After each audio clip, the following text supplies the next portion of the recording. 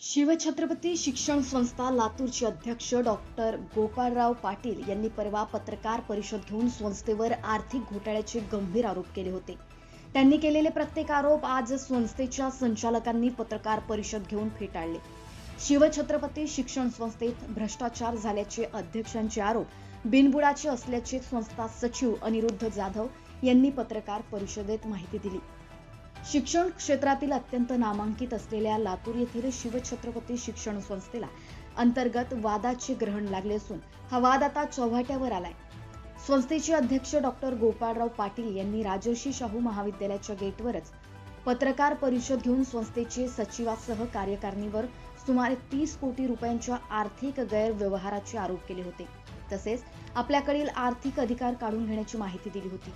त्यांच्या आरोपांना उत्तर देण्यासाठी संस्था सचिव अनिरुद्ध जाधव आणि कार्यकारिणीने 27 ऑगस्ट रोजी शाहू महाविद्यालयाच्या सभागृहात पत्रकार परिषद घेऊन संस्थेचे अध्यक्ष डॉक्टर गोपाळराव पाटील यांनी केलेल्या भ्रष्टाचाराचे आरोप बिनबुडाचे असून सर्व व्यवहार पारदर्शी झाले असल्याचे सचिव अनिरुद्ध जाधव यांनी सांगितले. हे कशामुळे घेतली आपला प्रश्न आहे.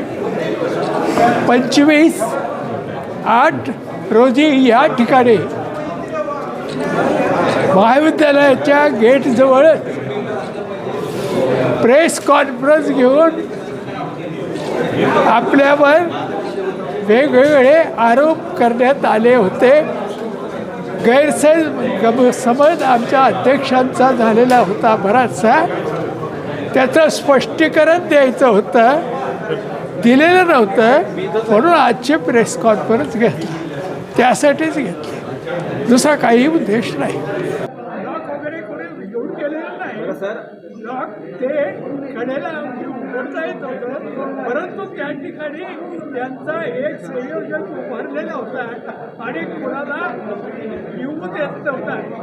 त्यांनीच केलेलं होतं ते. आम्ही अजिबात केलेलं. अध्यक्षांनी केलेले भ्रष्टाचाराचे आरोप खोटे आहेत. अध्यक्षांनी केलेले भ्रष्टाचाराचे आरोप खोटे आहेत.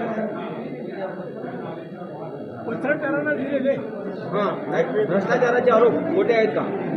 एवढा वेळ सांगितलं ना खोटे आहेत म्हणून. सरांचे बॅच पाहिजे.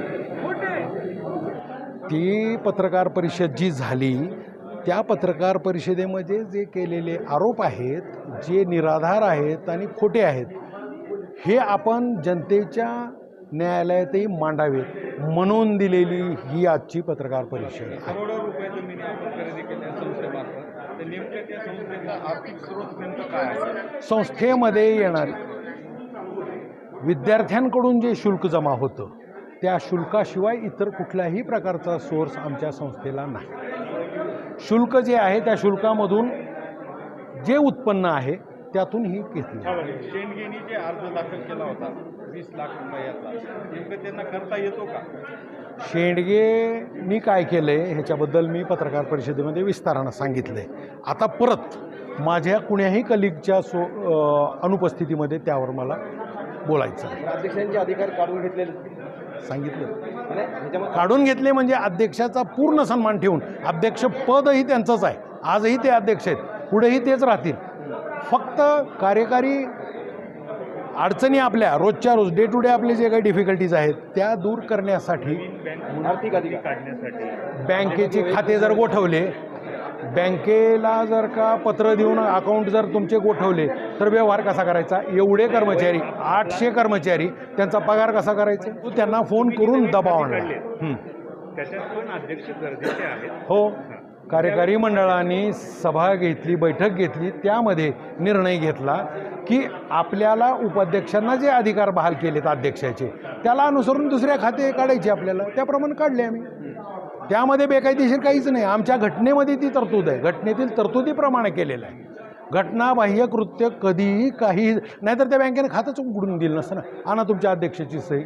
आम्ही ठराव दिला आहे सोबत, कार्यकारी मंडळाने घेतलेला ठराव दिला.